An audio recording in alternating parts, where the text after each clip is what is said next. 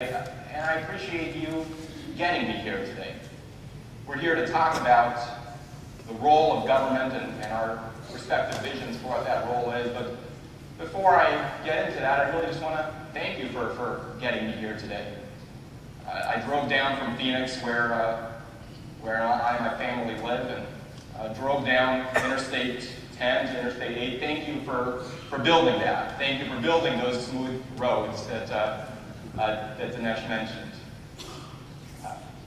Thank you for making it possible for me to stop off at In-N-Out on the way, bite into a double-double, and not worry about the meat, knowing that there's food inspectors, knowing that there's laws restricting what people can put in meat products. Thank you for doing that. Some of you may have heard about the rainstorm we had out on the highway. I passed by a pickup truck that unfortunately had an accident. There was firefighters there and ambulances. Thank you for paying for those so we can have safe streets and safe highways. Got into Yuma. Thank you for restricting people's freedom to not drive through red lights. Thank you for having police officers that make sure that the rules of the road are obeyed. Stopped off at an ATM, got a little bit of money out from the machine. Thank you for regulating our banks so that money is safe, for having an FDIC so that money is insured. So thank you for all those things today, but even more largely and even in an even bigger sense, thank you for everything you've done for me, because aside from physically getting here today, I wouldn't be here today were it not for what you as taxpayers have done, what you as voters have done in just making decisions about the kind of country and government we want to live in. My grandparents, all four of them, were in Hitler's concentration camps.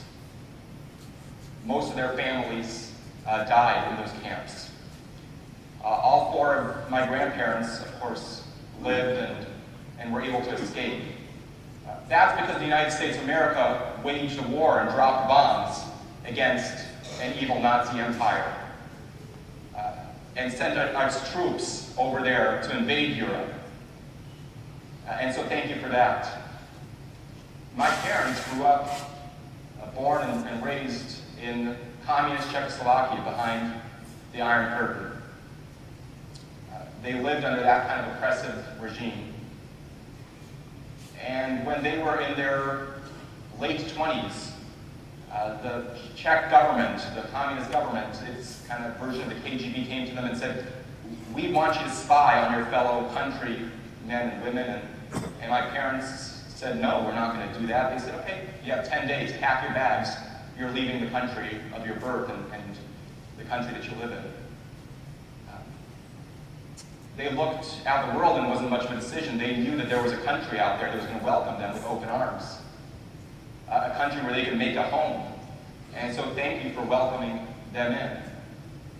Thank you for providing a night school for my mother to learn English at the same time while she was working during the days.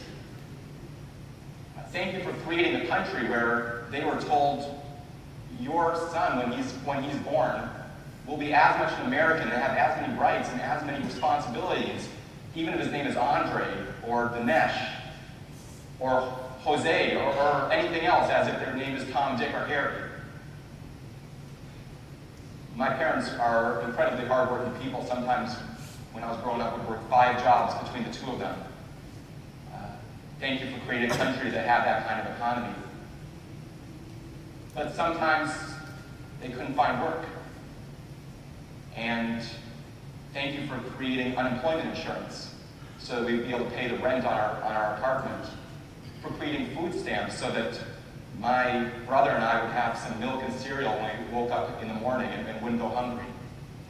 Thank you for creating public schools so that I was able to go get an education. Creating libraries so I can go get a library card and get out books every single week and read about anything I can imagine and learn anything I can imagine. Thank you for creating government loans and grants so I can go to college, something I would have never been able to afford otherwise. And because you did all those things, because you took money out of your pockets or your parents' parents did or your grandparents did, and did all of those things. I was able to go from that kid in that small apartment whose parents didn't speak much English to getting a good education, to going to work in the White House, to serving my country in uniform, to serving as a prosecutor here in Arizona, to starting a number of businesses that have employed dozens of people. Thank you for doing that for me. My job is to make that investment that you've made in me and so many others worthwhile. Because that's what you did. You made an investment. Now, it doesn't mean you did everything for me. You can't. You shouldn't have. I have to work hard. I have to have individual initiative.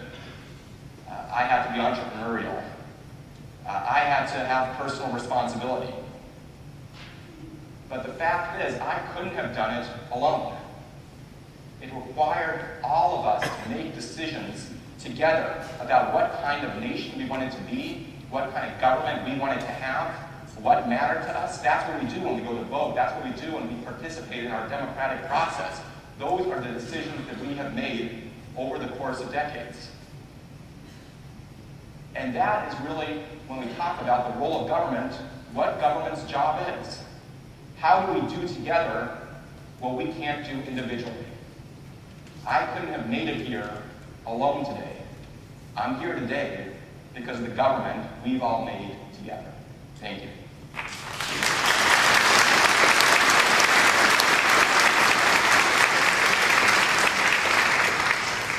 Okay, in this set part of the evening, we're going to have a series of questions. Each of our speakers will have 3 minutes to answer the question, and then we'll go around again. We'll each have 1 minute as a rebuttal to the other responses. Our first question, we'll go to Andre first. What is the proper role of government in border immigration issues?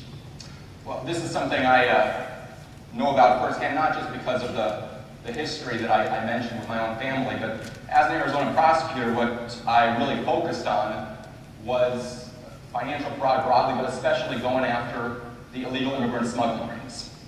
The people that are bringing folks across the border, those coyotes, and all of the, not just the people that are bringing them across the border, but the drugs and guns and everything else that goes with that. We are a nation of immigrants. We're proud to be such. 40% of the Fortune 500 companies were created by immigrants or children of immigrants. We need that kind of infusion of the people around the world that Dinesh mentioned, the people who believe in America and its possibilities. But we're also a nation of laws, and both those things are important, and we need to balance both those things.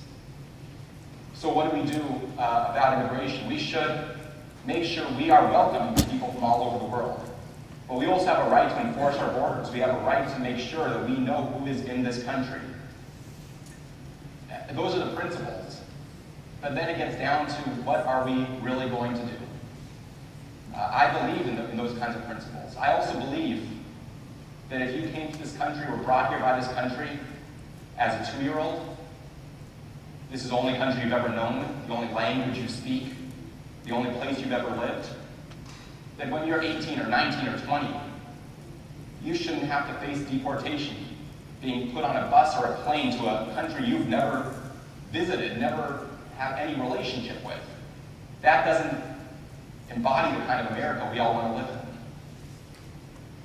Dinesh mentioned something I think is very important, the principle of lesser evil. We all believe that people should not come to this country illegally. Let's all agree on that. But the fact is, there are, through Democrat and Republican administrations, whatever else has happened in the past, now millions of people living in this country who are not here under illegal immigration, who did come to this country illegally. And at some point, you actually got to think, how are you going to solve problems? What are our choices?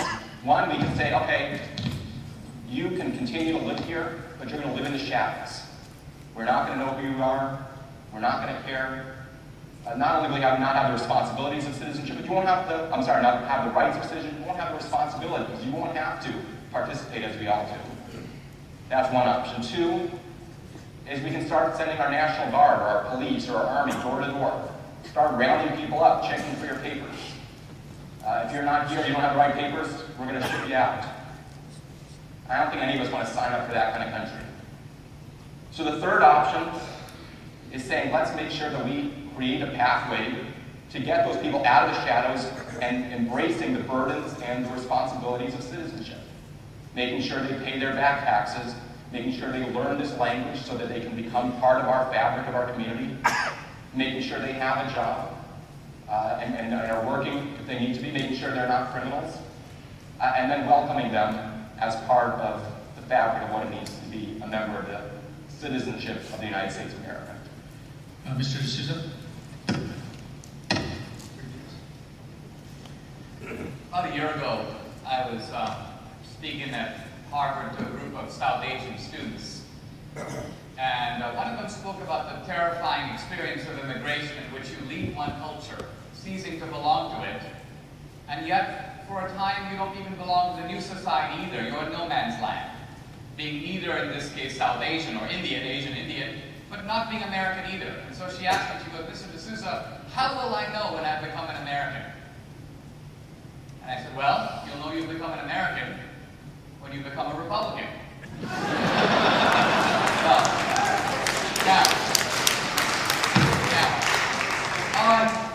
On a more serious note, I don't agree with Jacob Hornberger that a country has some kind of inherent obligation to open the borders and let everybody in. That makes no sense. That's not the principle Jacob uses for his own house. And presuming that we Americans own America, this is our country and our land, we have every right as a group, just as private clubs do, to get together and say, listen, these are going to be our membership requirements, which we agree upon together. Essentially what Jacob is saying is that the people of America don't own America. The world owns America. And anybody has a right to come walking in, and we individually or collectively can't stop them. Now, we might decide we don't want to stop them, but if we want to impose requirements, we have every right to do it. A country has a right to decide who gets to be a new member. That's point number one. Point number two is, as an immigrant myself, this is a country built by immigrants. Its core values of entrepreneurship, frugality, hard work, deferred gratification, the creativity of America is partly due to our immigrant heritage. Part of my quarrel with the left is that the left's attack on America is an attack on the immigrants. If you watch my movie and you hear all these guys talk about, we stole the country from the Indians, we stole half of Mexico from the Mexicans. Who did that? The 1%? No, the 1% were living in mansions and cottages on the East Coast. It was poor, penniless immigrants who went west. They defeated the Indians. They won the Mexican War. So the left camouflages its attack. It's really on the immigrants. They pretend it's on the 1%. We need in America more immigrants that represent the spirit of 1776 and fewer immigrants that represent the spirit of 1968.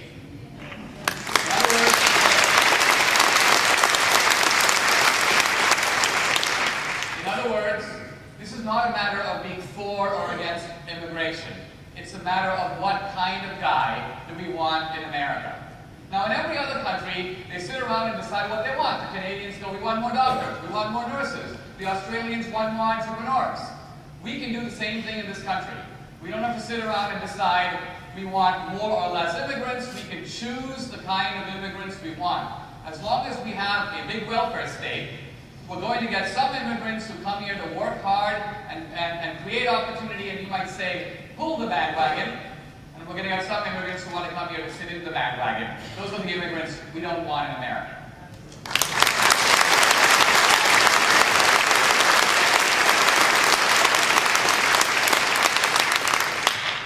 You know, it's interesting to hear Andre talk about prosecuting coyotes that are transporting illegal aliens, because it's the war on immigrants, it's the immigration controls themselves that both these gentlemen support that give rise to the coyote.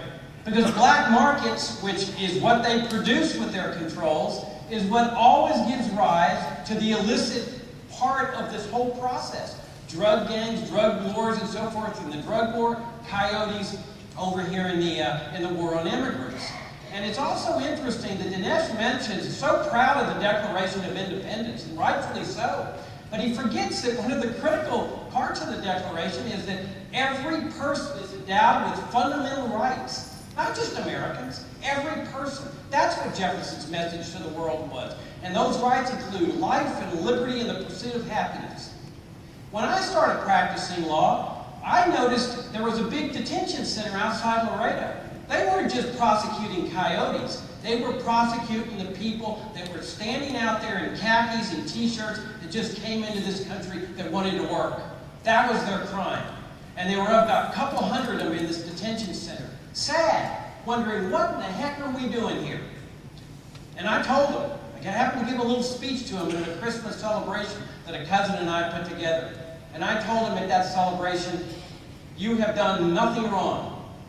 You have violated an idiotic rule, a law, the same kind of idiotic rules and laws that we teach in other countries people should not obey when they violate God's law and natural law. You have followed the law of your God by coming into a country exercising fundamental rights to pursue happiness in your own way by just bettering your life. No, Dinesh, this is not a national home. Cuba is a national home. America has never been seen as a national government-owned, government-controlled home. This is a nation founded on private property, Dinesh. A system based on individual liberty.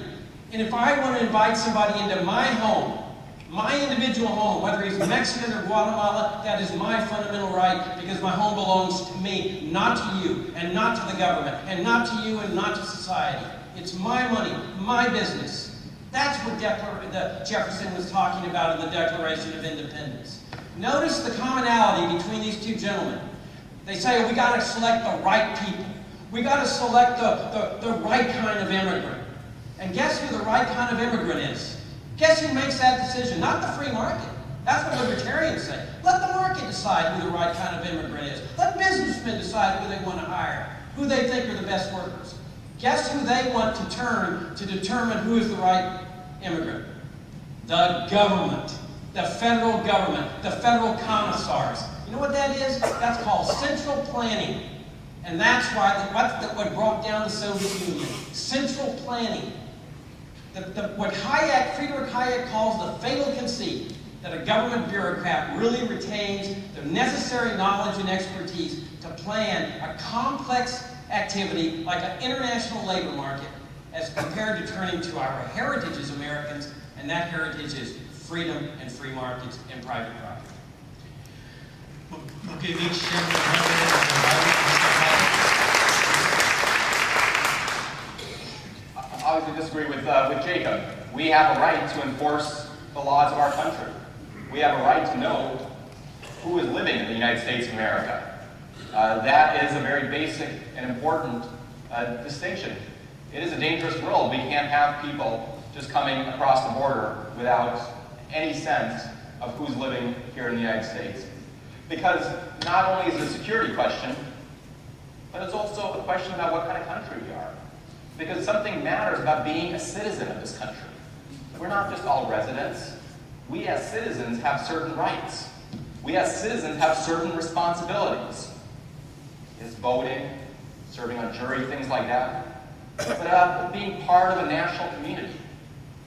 About caring about a national community. About having a common vision.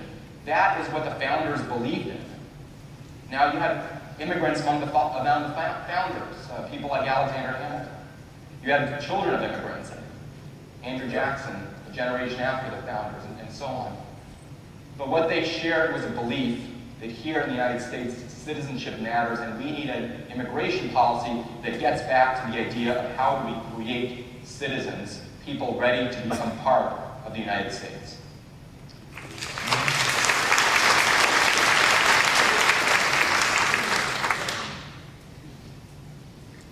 I think the irony of what Jacob is recommending is that if we did what he wanted, libertarianism in America would be defeated and would be overwhelmed. Because it's a simple truth that if we were to lift the curtain on America, half the world would be here. And that half the world is not Europe, It's the third world. It's Mexico, it's India, it's people who would flood the United States from all over the world. Now, this American recipe that was created by the founders was created to form a new kind of society, and we have created that society here. This society has the ability to assimilate immigrants. It does not have the ability in a democratic system to take half the world.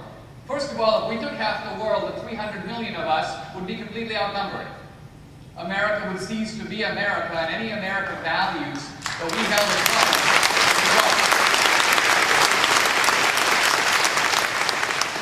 including libertarianism. There's no libertarianism per se in Mexico. There's no libertarianism per se in India.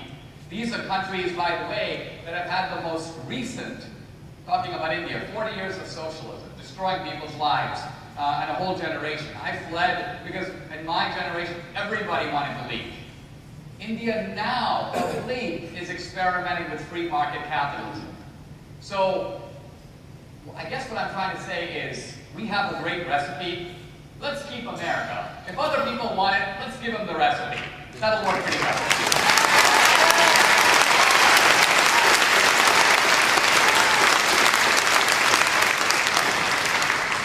You know, it's so interesting to hear conservatives with their little mantra that they've preached at least since the era of Ronald Reagan.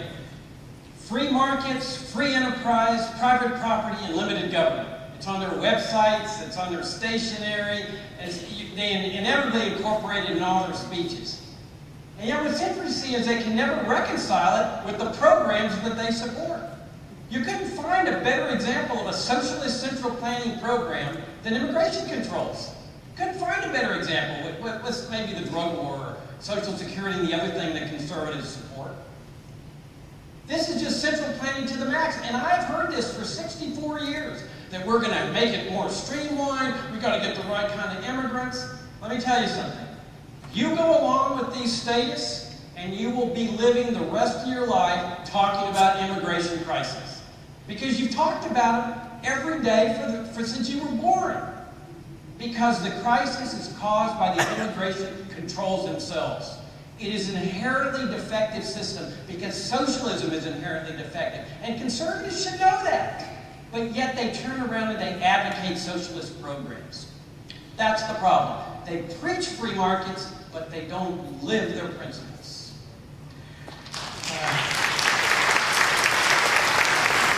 For our next question, we'll start with Dinesh.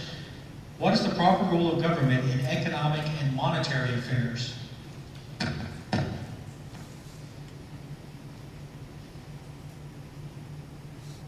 The conservative view of government is essentially that prosperity in this country is created in the private sector. In fact, the greatest prosperity is created by innovation, by new forms of products that don't exist before. When Steve Jobs came up with the iPhone, there wasn't any demand for it. Nobody wrote him a letter saying, kind of like nice to have an iPhone. He anticipated the demand that didn't exist. And he created a product that we didn't know we could live without. And that's called supply-side economics. The supply precedes the demand. Barack Obama couldn't make an iPhone. He can't even put up a website.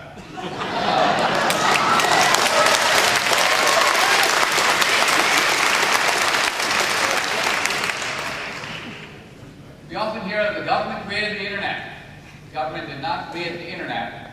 The government created a defense program that opened up, by the way, if you had let the internet reside with the government, all this plethora of innovations, from Facebook to new types of applications, this incredible creativity of ideas and uses would not have existed. The government, where the libertarians are right, and this applies to economics and to other things, is whatever the government does, it does do badly. Yeah. That's a general rule.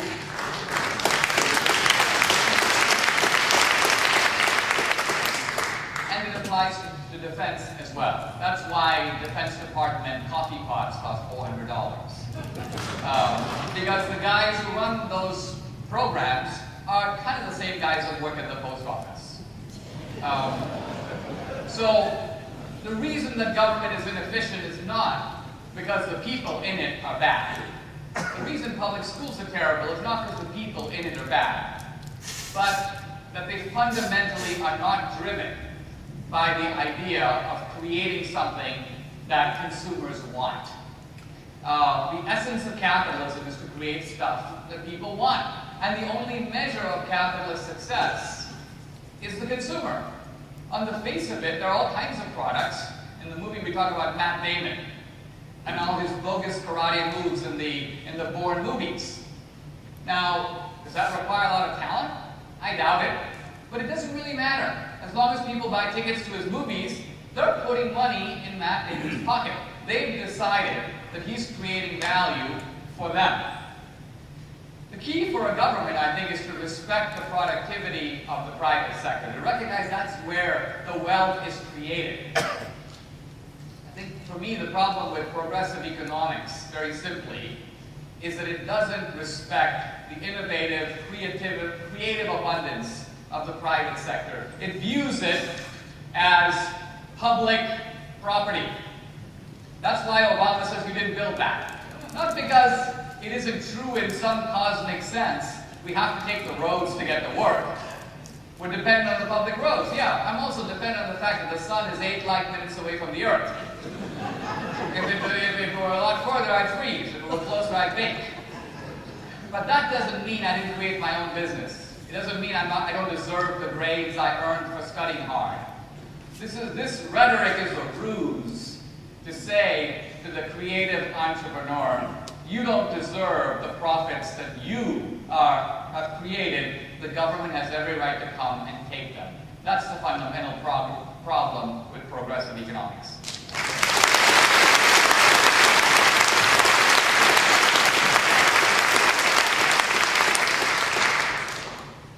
One of the things that progressives have never been able to understand is what causes a prosperous society. They automatically assume that there's wealth in a society and look for every way to confiscate it and redistribute it. But the real question is not what are the causes of poverty, which is what the left always asks. It's a ridiculous question, because poverty is the natural state of mankind. The real question is what causes wealth? What is it makes wealthy and prosperous societies? And there are several keys to that. There's capital that makes workers more productive. There's economic liberty, the ability to enter into transactions with others anywhere in the world. Free trade, where people are mutually benefiting themselves just by the simple act of exchange. This is what produces a dynamic, prosperous society. What happens, and what has happened in American history, is you create this enormous, prosperous society, and then the progressives came along and they couldn't help themselves. They said, let's start confiscating from the wealthy and giving it to the people who need it, this socialist idea, and reversing the process, moving America into bankruptcy, more impoverishment. And it's very fascinating to hear Andre's mindset when he says, thank you for doing all these things through the government for me. Did you do those things voluntarily? Did you pay your taxes to the IRS voluntarily? Try telling no thank you to the IRS and see what they say.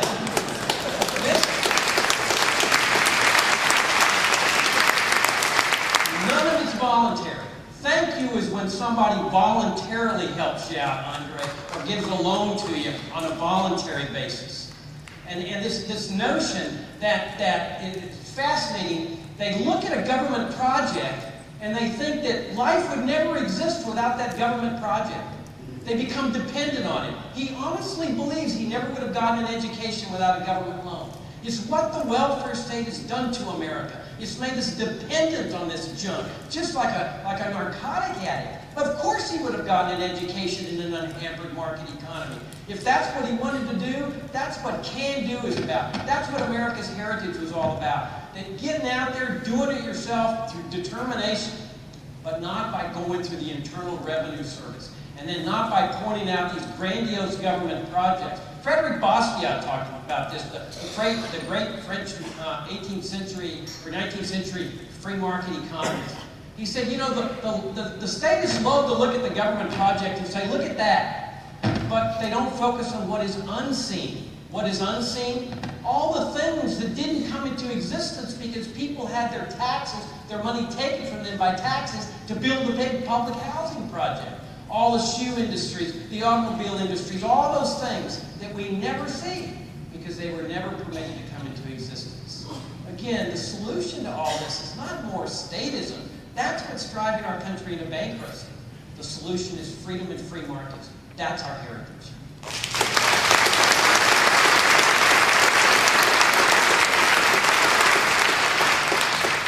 It's not a question of voluntary. What does the Declaration say? Governments are instituted among men, deriving their just powers from the consent of the governed. Yes, all of you made that decision to do all those things, to have that kind of country, to build those roads, to go after the Nazis and so on.